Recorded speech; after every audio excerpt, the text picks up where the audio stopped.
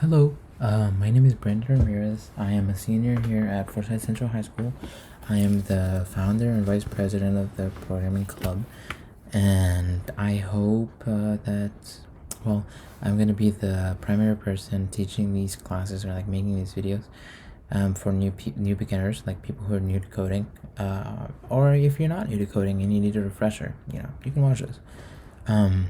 So yeah, this video I will cover variables, how to do simple math with variables, and just like very basic aspects of programming. So let's get started. So go to this website. It's called replit.com. You need to make an account. I already have an account, and you're gonna come to the left and you're gonna hit create replit. And the template, you're going to select Python, as this is the language I'm going to be using for beginners because it's the easiest language to learn. It gives you an automatic title, but you can rename it to something else. It really doesn't matter. And then you hit create replit, and you should get something like this. Right, okay, so that's a little bit about what Replit is. Replit is an online website that allows you to run code. So here it gives you like main.py file that you can type code in and then hit run, and it will run it in the console. So that's pretty cool because you don't have to download anything. However, if you want to download something, you can use an IDE, which you can just look up. Visual Studio Code is my preferred IDE, but you can use whatever you want. So you can use an IDE instead of a website, and then you can run code. So like here, there's a run code. This is Java, not Python, but yeah, this is how that works. But for now, I would recommend sticking to the replit.com website. So a little bit about that is done. So now let me walk you through like the components of Replit. So here on the left we have files. Now we have the main.py file, which is a Python file. The .py extension refers to the Python file. And then in the center we have the actual file, and you see we have nothing in the file, and now we have something in the file, but that's wrong. So yeah. And then to the right we have the console. Now the console is used a lot in programming. It basically allows you to run commands, and on your computer you can run commands like you can delete files through console. I think it's called command prompt on Windows, or I'm not too sure. So yeah, and don't worry about this shell thing, just worry about console for now. Right, so let's get started. So in Python, in programming, we use things called variables. So we all know from math that variables are you can use like variable x is equal to a number that you don't know. Well, in programming, a variable can be anything. It could be the word variable. It could be the letter X. It could even be like a bunch of nothing, like just random stuff, right? So in programming, a variable is a number, or like letters that we do know. So the way to declare a variable is you put the variable name, and then you put equals, and then whatever you want it to equals, right? So we have variable var is equal to 23, right?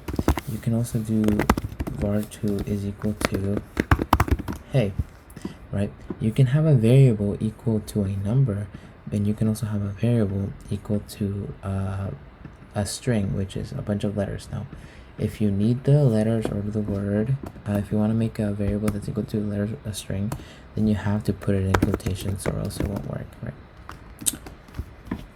There are more variable types like booleans, which is like true or false. I forgot how to set booleans because I haven't done Python in a while. But yeah, you can set like a variable equal to true, I believe. Yeah. So this is a boolean, but don't worry about this. Worry about it later. For now, let's just stick with numbers and strings, right? So let's do math, right? So we have variable is var equals to 23, and we have var2 is equal to hey, and we have var3 is equal to 10, right? And let's say we want to add var and var3. How would we do that? So the way to do that is we would make a var. You can name these whatever you want, by the way. Also, the spacing doesn't matter. You can do this, like, spacing doesn't matter. What matters is that you put things on the next line. Also, Python reads code from top to bottom. So let's say you have var addition is equal to var plus var3, right? So what this is doing is it's setting a new variable, var addition, and it's saying var addition is equal to the value of var, which is 23, plus the value of var3, which is 10, right? So technically it should be, so then var addition is equal to 33, right? Also, like I said earlier, Python reads code from top to bottom. So if you try to do the addition like before you set the variables, you'll get an error because the computer doesn't know that these variables exist already. It doesn't know the values of var and var3 because you set them after you make the addition, right? So yeah, Python reads from top to bottom. So just remember that you always want to set your variables first. Okay, so we have var addition. Okay, so now let's say we want to see var addition. So if we want to see anything like any of our variables in Python, we use the print statement, which basically does this, right? So the print statement takes your whatever you put inside it and it puts it in the console. It prints it into the console, right? So we put hello world, in quotations because that's what you have to do for strings, right? It won't work. It'll give you an error if you don't have it in strings. So we have hello world, and then you can also do numbers. Like you can use a random number and it will print it for you right here. So that's pretty neat. And then you can also print variables. So if we print var, we know that var is equal to 23. So then this will be equal to 23, right? So now let's say we want to know what the addition is of var plus var3, right? We already have the variable. We don't know, but we want to see like what it is, right? So I told you earlier that it was 33 and it prints 33 right here because this is printing the value of var addition, and we know that var addition is equal to the value of var plus var3, and var is 23 and var3 is 10, so then 23 plus 10 is 33. See how that works? So yeah, it's pretty simple. Also, there's more than addition. You can do subtraction, which equals 13.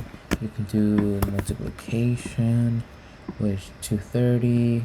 You could do division, which is 2.3, and I think pretty much you can play around with this like as much as you want. Like you can do something crazy like this. Obviously order of operation is a big factor here, but we can teach you that, or you can look that up later. So yeah, you can do something crazy. Like you don't have to have two values only. You can have like some crazy amount of numbers like this, and then you'll get the result, which is like this. And if you do it in your calculator, you'll probably get this number. And yeah, that's all I wanted to cover. I hope by the end of this course you guys you guys are interested, because this is pretty interesting, although this is pretty basic. Pretty much this is what all of programming boils down to, just setting variables and then doing a lot of things from top to bottom, and it's pretty nice. Also, it's pretty interesting because programming things everywhere. It's in your phone, your computer, your microwave. Your microwave has a simple code written in that allows it to determine the time, or turn on the heat or something.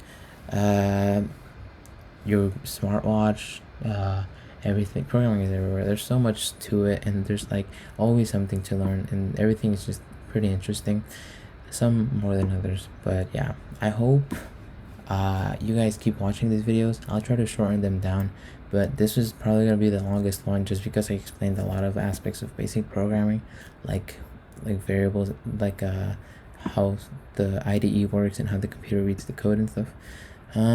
So yeah, that's it. I'll see you guys in the next video. Bye.